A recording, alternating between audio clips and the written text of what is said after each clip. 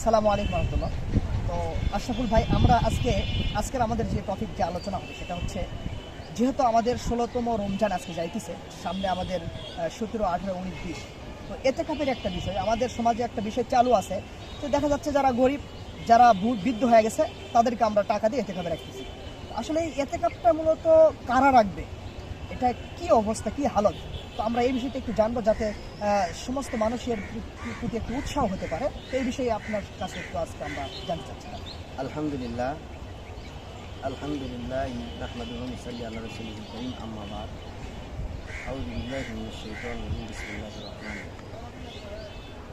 আলহামদুলিল্লাহ রাব্বুল আলামিন 16তম রমজান পর্যন্ত আমাদেরকে পৌঁছেছেন, সেই মহান রবের প্রতি শুকরিয়া আদায় করি সকলে আলহামদুলিল্লাহ।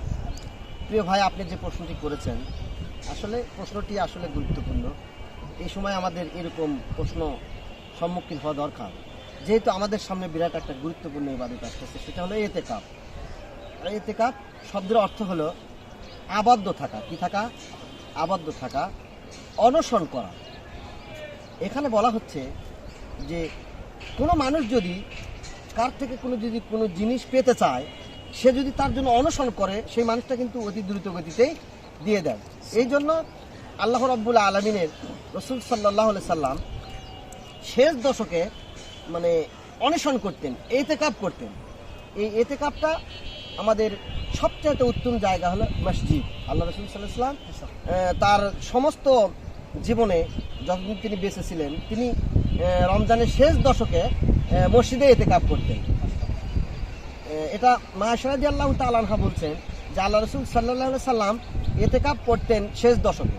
আর আপনি যে বললেন এতেকাফ কারা করবে, আমাদের দেশে আজ প্রচলিত দেখা যায় যে কত গরিব শ্রেণীদেরকে আমরা বড়লোক শ্রেণীর লোকেরা কিছু টাকা পয়সা দিয়ে তাকে আমরা ভাড়াটিয়াভাবে আমরা এতেকাফে রাখি। এটা চলবে না। এটা আল্লাহ রাসূল এটা নিষেধ করেছেন একবারে।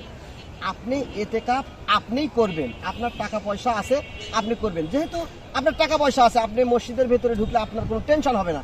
কিন্তু যার টাকা পয়সা নাই, ধন দৌলত নেই, তার বাড়ি নিয়ে তো টেনশন, ওই জন্য সে তার এতেকাফ কিন্তু হবে না।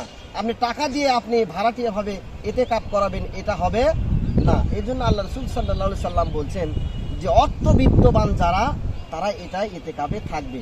আর এতেকাফের কিন্তু অনেক ফজিলত আল্লাহ রাসূল সাল্লাল্লাহু আলাইহি সাল্লাম বর্ণনা করছেন।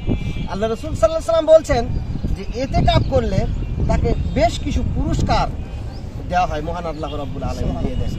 তার মধ্যে সর্বপ্রথম যে পুরস্কার, সেটা হলো অতীব গুরুত্বপূর্ণ একটি পুরস্কার। সেটা হলো ওই বান্দা যে এতেকাফ থাকবে, যে পাপ মোচন করার জন্য অনশন করবে, আল্লাহ রাব্বুল আলামিন তার সামনের এবং পরে যত গুনাহ আছে আল্লাহ রাব্বুল আলামিন মাফ করে দেন। সুবহানাল্লাহ। আরেকটি হলো, আপনি যদি এতেকাফ থাকেন, এটা পরিষ্কার যে আল্লাহ রাসূল সাল্লাল্লাহু আলাইহি সাল্লাম বলছেন যে ব্যক্তি এতেকাফে থাকবে, এতেকাফ থাকা অবস্থায় কিন্তু লাইলাতুল কদর কিন্তু আমরা পেয়ে যাচ্ছি। গুরুত্বপূর্ণ একটা কিন্তু রাত, গুরুত্বপূর্ণ একটা রাত, যেই রাতে আমরা ইবাদত করলে হাজার মাসের চাইতেও আমরা অধিক আমরা কি পাবো, নেকি পাবো। তো এই রাতটা কিন্তু ছাড়া যাবে না। আর এই রাতটা পাওয়ার জন্য, বিশেষ করে এই রাতটা পাওয়ার জন্য অতি গুরুত্বপূর্ণভাবে আমাদেরকে এতেকাফে বসা জরুরি। একটা প্রশ্ন আছে, একটা প্রশ্ন হলো যে যেহেতু এতেকাফ পাওয়া যাবে, তো সেহেতু আমার খেয়ালে হইতেছে এটা তো তাহলে সবার জন্যই প্রযোজ্য এতেকাফ থাকা। জি, সবার জন্য এতেকাফ প্রযোজ্য। মা বোনেরাও থাকতে পারে, কিন্তু তারা বাড়িতেও থাকতে পারে। আর মসজিদের এক পাশে তারা করে, মসজিদে কিন্তু মা বোনদের থাকা যাবে না। মা বোনেরা এতেকাফ বাড়িতেও কিন্তু তারা থাকতে পারে, মা বোনদের কিন্তু এ থেকে মাহরুম করা হয় না।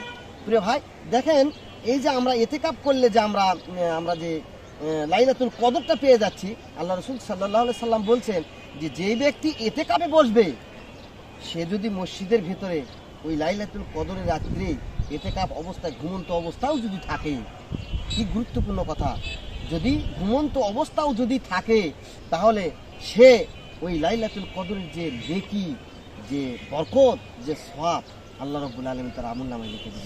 সুবহানাল্লাহি ওয়া বিহামদিহি। তাই আমাদের এই গুরুত্বপূর্ণ দুইটি ইবাদত, একটা হলো এতেকাফ আর একটা হলো লাইলাতুল কদর, যেটা আমরা অতীব গুরুত্বপূর্ণ মনে করি। এটা পাওয়ার জন্য আমাদেরকে চেষ্টা করতে হবে, তাহলে আমাদের জীবন সার্থক হয়ে যাবে। আল্লাহ রাব্বুল আলামিন আমাদেরকে লাইলাতুল কদর এবং এতেকাফ পালন করার জন্য তৌফিক দান করুন। না। তাহলে করতে এতেকাফ হবে, করতে হবে। যেহেতু আল্লাহ রাসূল সাল্লাল্লাহু আলাইহি ওয়াসাল্লাম তার জীবন দশায় কখনো সেটা মিস করেন নাই। জি। এমনকি একসময় তার মিস হয়েছিল, একসময় আল্লাহ রাসূল সাল্লাল্লাহু আলাইহি ওয়াসাল্লাম 20টা ইতিকাফ করেছিল জি, জি, জি। এবং সমস্ত সাহাবা আজমাইন ওই বিষয়ে অনেক তারা ইতিকাফ থেকেছেন। তো আল্লাহ সুবহানাহু ওয়া তাআলা এই বিষয়টা নিয়ে আমাদেরকে সবাইকে গ্রাম অঞ্চল থেকে শুরু করে নিয়ে শেষ পর্যন্ত নিয়ে শহর পর্যন্ত সবাইকে আল্লাহ তাআলা ইতিকাফ রাখার তৌফিক দান করুক। আল্লাহুম্মা আমিন।